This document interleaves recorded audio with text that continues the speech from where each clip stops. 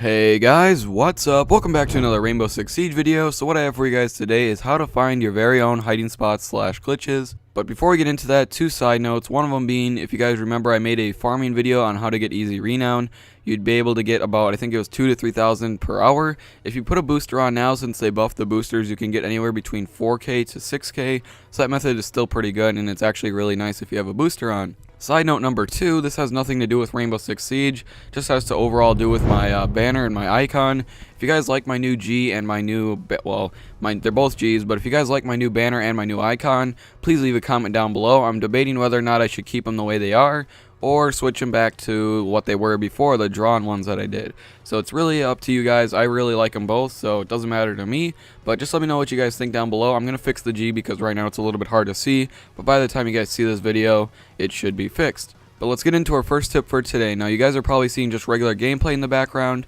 That is just because I didn't want to show you guys how I actually find like hiding spots and glitches, because it would get pretty boring, because sometimes I can spend like 15 minutes on one spot. So you just see me like vaulting over a bunch of stuff, and it's just boring. So I decided I'd just put gameplay in the background today, but I'm going to explain to you guys how you can find your own spots. So the first thing that you should do is always look for an area that has quite a bit of stuff that is quite close together. And what I mean by this, let's just say there's a couch, and then like 10 feet away there's another little tub thing that you want to get on. That's obviously not going to work because it's way too far away. You need to find stuff that's like 2 to 3 feet, like the width of your shield. That's how big I would assume your shield is anyway. So you're going to find stuff that's close together, and kind of like there's a lot of it, so that there's multiple opportunities or different chances for you to get on that object that you want to get onto. So let's say, for example, on the map cafe, I know for a fact that there's a couch in the reading room, and there's like a clock that you can get on. If that was farther away, that wouldn't be possible, but since there's a lot of objects and they're close together, you can easily put your shield in the middle and vault onto the clock. Tip number 2 that I have for you guys today, and it was probably one of the most important tips,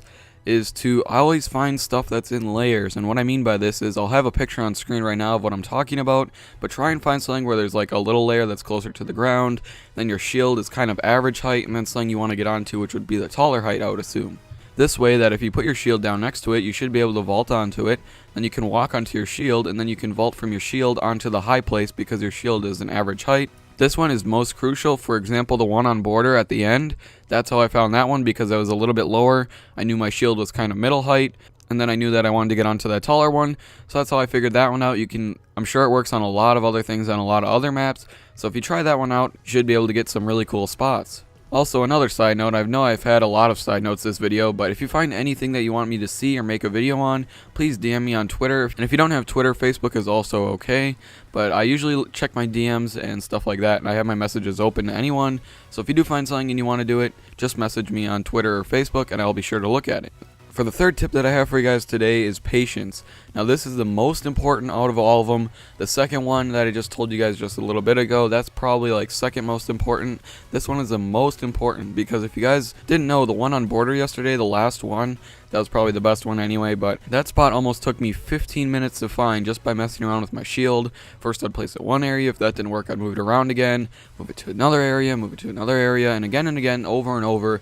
I just kept trying stuff, and eventually I figured it out like that. You guys wouldn't be able to tell that from the video because I just did it on my first try or my second try or whatever. Patience is key here, you guys. Just if you don't find something at first, it might actually be there. Just move your shield around or whatever you're doing, change it up a little bit in that same area, and you might be able to find a hiding spot. Hopefully you guys did enjoy this video, and if you did, make sure you leave a like on this video. That'd be very much appreciated. Once again, I know this was kind of a pointless video, but I will see you guys in the next video. Peace.